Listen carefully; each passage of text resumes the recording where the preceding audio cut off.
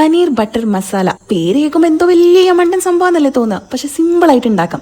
അപ്പൊ ഇതിനായിട്ട് നമുക്ക് ആദ്യം തന്നെ ഒരു പാനിൽ കുറച്ച് ബട്ടറും ഓയിലും ഒന്ന് ചൂടാക്കി എടുക്കണം. ഇനി നമ്മൾ ചെറുതാക്കി അരിഞ്ഞു വെച്ച്, അല്ലെങ്കിൽ നിങ്ങൾക്ക് ഇഷ്ടമുള്ള പോലെ അരിഞ്ഞോട്ടോ, ആ സവാള ഇട്ടിട്ട് നല്ല പോലെ ഒന്ന് വഴറ്റിയെടുക്കുക. ഇതിലേക്ക് ഇനി അരിഞ്ഞു വെച്ചിട്ടുള്ള തക്കാളിയും കൂടെ കുറച്ച് അണ്ടിപ്പരിപ്പ് ഇട്ടിട്ട് അതും ഒന്ന് നല്ലപോലെ വഴറ്റിയെടുത്തതിന് ശേഷം പൊടികളായിട്ടുള്ള മുളക് പൊടി, മല്ലിപ്പൊടി, ഗരം മസാലയും ഈ ഫ്ലേവർക്ക് ഒന്ന് ബാലൻസ് ചെയ്യാൻ വേണ്ടി കുറച്ച് പഞ്ചസാര ഇട്ടിട്ട് ആ പൊടികളുടെ പച്ചമണം മാറുന്നവരെ നല്ലപോലെ വഴറ്റിയെടുക്കുക. ഇനി നമുക്ക് സ്റ്റൗ ഓഫ് ചെയ്യാം. കറി ആയിട്ടില്ല, പക്ഷെ പകുതി പണി കഴിഞ്ഞിട്ടുണ്ട്. ഈ സംഭവങ്ങളെല്ലാം കൂടി നേരെ ചൂടാറിയതിന്റെ ശേഷം മിക്സിയുടെ ജാറിലിടുക. പാകത്തിനുള്ള വെള്ളം ഒഴിക്കുക. നല്ല പേസ്റ്റ് പരുവത്തിൽ അടിച്ചെടുക്കുക.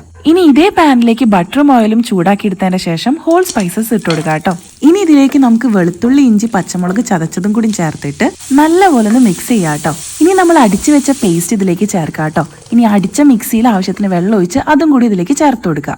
മീഡിയം ഫ്ലെയിമിൽ വെച്ചിട്ട് കറി ഒന്ന് തിളപ്പിച്ചെടുക്കുക കേട്ടോ. ഈ സമയത്ത് പാകത്തിനുള്ള ഉപ്പും ആഡ് ചെയ്ത് കൊടുക്കുക. കറി ഒന്ന് തിളച്ചു വരുന്ന സമയത്ത് നമുക്ക് പനീർ ആഡ് ചെയ്യാം. ഇനി ലോ ഫ്ലെയിമിൽ വെച്ചിട്ട് പനീർ ഒന്ന് കുക്ക് ആവുന്നവരെ നമുക്ക് കറി ഒന്ന് തിളപ്പിച്ചെടുക്കാം. കറി ശരിക്കും റെഡി ആയിട്ടുണ്ട്, പക്ഷെ കുറച്ചും കൂടി ഒരു ഫ്ലേവറും ആ റെസ്റ്റോറന്റ് സ്റ്റൈൽ ടേസ്റ്റും കിട്ടാൻ വേണ്ടിയിട്ട് ചെയ്യാനുള്ള ഒരു പൊടിക്കൈ പറഞ്ഞുതരാവേ. കറി ഓഫ് ആക്കിയതിനു ശേഷം ആ ചൂടോടെ ഇരിക്കുമ്പോൾ തന്നെ ഫ്ലേവറിന് കുറച്ച് കസ്തൂരി മേത്തിയും കുറച്ച് ബട്ടറും ഫ്രഷ് ക്രീമും അതേപോലെ കുറച്ച് മല്ലിയിലയും കൂടി ഇട്ട് സെർവ് ചെയ്യുമ്പോൾ നല്ലപോലെ മിക്സ് ചെയ്ത് സെർവ് ചെയ്ത് കഴിഞ്ഞാൽ നല്ല അടിപൊളി പനീർ ബട്ടർ മസാല ഉണ്ടല്ലോ, ആർക്കും ഉണ്ടാക്കാൻ പറ്റും.